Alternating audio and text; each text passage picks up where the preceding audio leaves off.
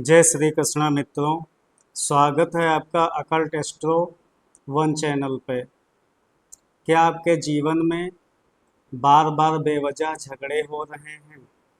मानसिक अशांति, अत्यधिक क्रोध और अवसाद ने आपको घेर रखा है? आपका पुराना प्रेम संबंध टूट गया है या शादी होते होते रुक जाती है? कोर्ट कचहरी, रक्त विकार, दुर्घटनाएं या जमीन जायदाद के झगड़े जीवन में लगातार हो रहे हैं?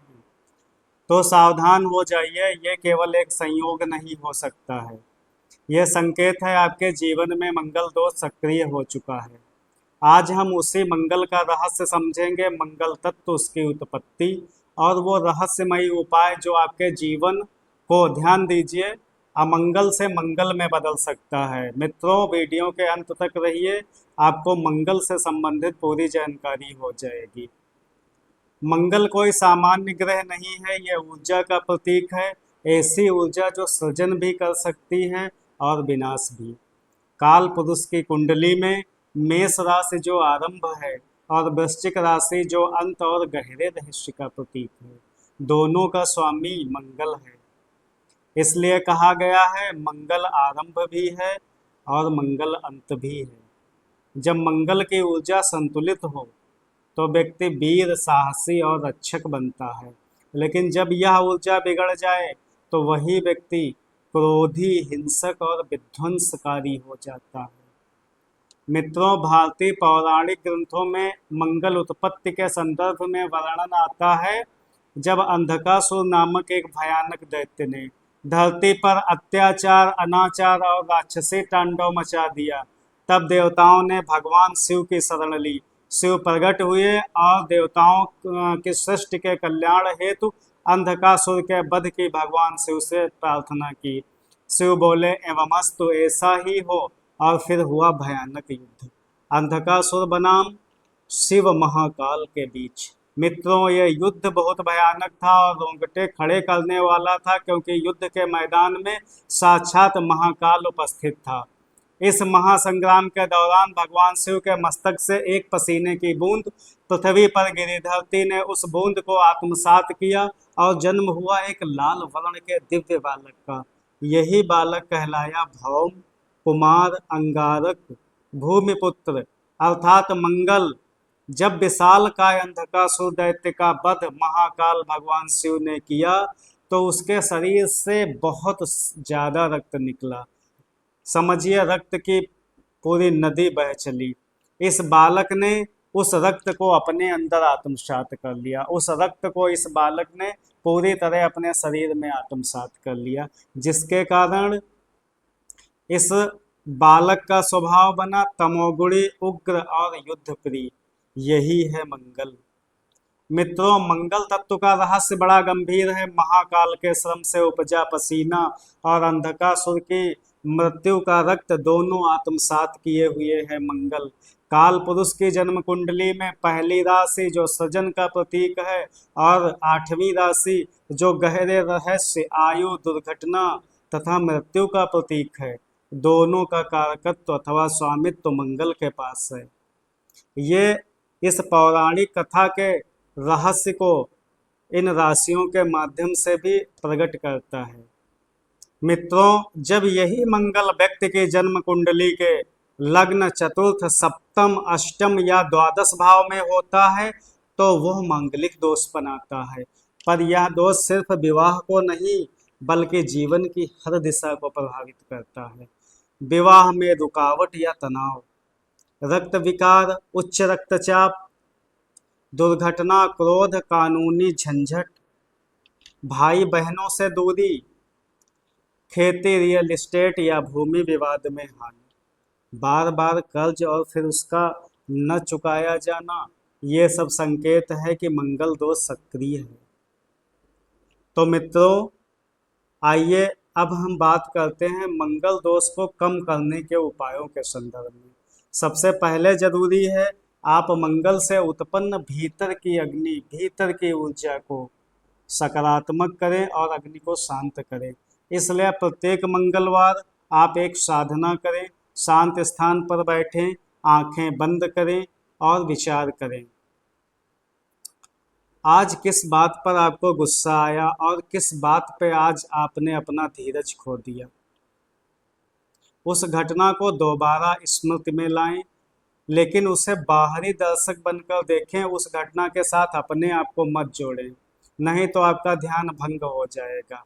अब सोचें, अगर उस समय संयम रखते तो क्या होता। यही आत्मदर्शन मंगल की ऊर्जा को संतुलित करता है। अब हम आपको बताते हैं वो दुर्लभ और रहस्यमयी उपाय जिससे मांगलिक दोष शांत हो सकता है। इसके लिए कुछ सामग्री की जरूरत पड़ेगी, जो आप नोट कर लीजिए। सरसों के तेल का चौमुखी दीपक, गुड़, रोली, लाल चंदन, कत्था गेहूं से बना मीठा पुआ, लाल फूल, एक ताम्रपत्र, गंगा जल। इसकी विधि इस प्रकार है। मंगलवार को प्रातः स्नान के बाद इन सामग्रियों को एक थाली में सजाएं, माथे पर तिलक लगाएं और गंगा जल का छिड़काव करें। ध्यान करें, एक छोटा सा ध्यान है, इसको क्रोध ध्यान भी कहते हैं।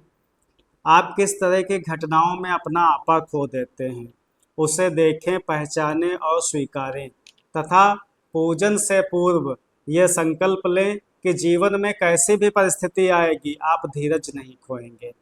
फिर 5 मिनट भगवान हनुमान, जो कि भगवान शिव का ही 11वां अवतार हैं, मंगल की उत्पत्ति शिव के पसीने से हुई और शिव का जो 11वां रुद्र हैं वो हनुमान जी हैं, और हनुमान जी का जन्म मंगलवार को हुआ। समझिए इस रहस्य को। ऐसे भगवान हनुमान जी के मंत्र ओम हं हनुमते नमः का आप 5 मिनट तक जप करिए और भगवान हनुमान जी का ध्यान में अपने सम्मुख उपस्थिति इस तरह से महसूस करिए जैसे वो आपके पास ही में बैठे हुए हैं। इसके बाद मित्रों, जो थाली में आपकी सामग्री है उसको अपने ऊपर से 7 बार एंटी क्लॉकवाइज घुमाइए और ओम अंग अंगारकाय नमः इस मंत्र का जप करिए। ये मंत्र मंगल की शांति का मंत्र है। उसके बाद जो सामग्री आपके पास में है उस सामग्री को आप चुपचाप ले जाइए, बहते हुए नदी अथवा जल में प्रवाहित कर दें या फिर पीपल की जड़ में छोड़ दें। फिर चुपचाप अपने घर को चले आएं। घर में आने के बाद आप ये जो प्रयोग आपको बताया गया है ये 7 दिन का प्रयोग है।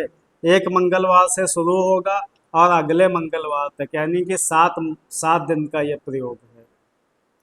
तो इस अवधि में तीखा भोजन, मांस, नशा वर्जित रखें। उत्तेजना देने वाले लोगों या स्थानों से दूरी रखें। प्रतिदिन एक रोटी पर गुड़ रखकर किसी गाय, कुत्ते या पक्षी को खिलाएं।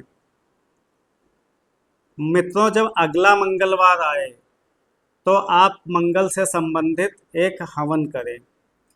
ये हवन खैर की लकड़ी, जिससे कत्था बनाया जाता है, पान में कत्था देखा होगा, तो कत्था जिस लकड़ी से बनता है उसको खैर कहते हैं।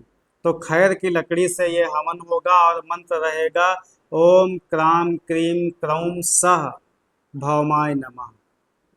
इस हवन को कर चुकने के बाद कम से कम 3 बालक जिनकी उम्र 12 वर्ष से अधिक ना हो, क्योंकि मंगल का एक नाम कुमार भी है और वो बच्चों किशोरावस्था के बालकों का भी प्रतिनिधित्व करता है।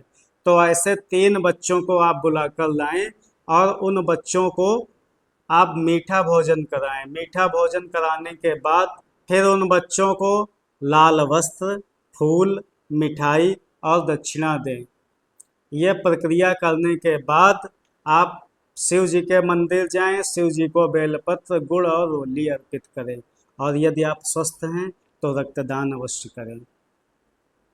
मित्रों, मंगल एक अग्नि है जिससे आप रसोई भी जला सकते हैं और युद्ध भी जीत सकते हैं। यह ऊर्जा आपकी है, उसे कैसे प्रयोग करना है यह भी आप पर निर्भर है। अगर आपने इस उपाय को विधिवत किया तो न केवल मंगल शांत होगा बल्कि वो आपका रक्षक बन जाएगा। मित्रों, यह वीडियो अगर आपको पसंद आया हो तो इसको लाइक, सब्सक्राइब करें और हम फिर आपसे मिलते हैं ऐसे ही किसी रहस्यमयी विषय पर। तब तक के लिए जय श्री कृष्ण।